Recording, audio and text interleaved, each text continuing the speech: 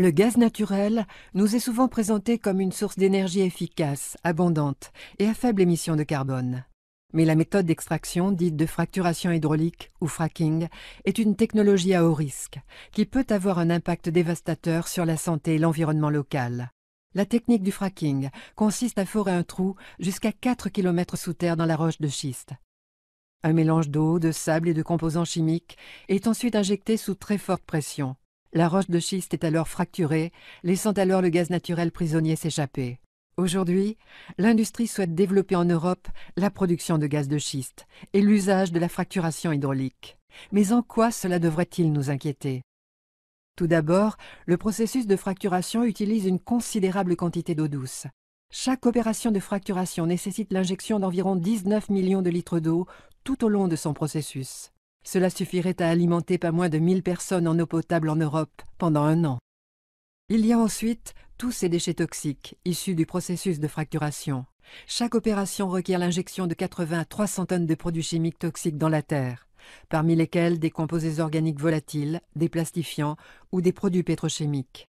Ajoutons à cela les éléments radioactifs et métaux lourds naturellement présents dans le sol, qui remontent également à la surface lors du processus d'extraction.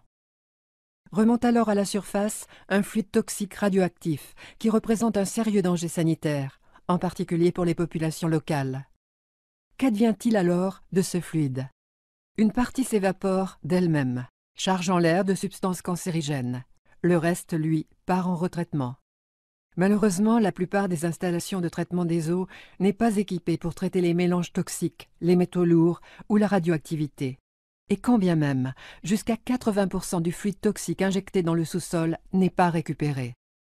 Les fuites, les déversements, l'équipement défectueux, les erreurs humaines ne font que s'ajouter aux aléas liés à la fracturation hydraulique et au risque sérieux de contamination de nos réserves d'eau douce.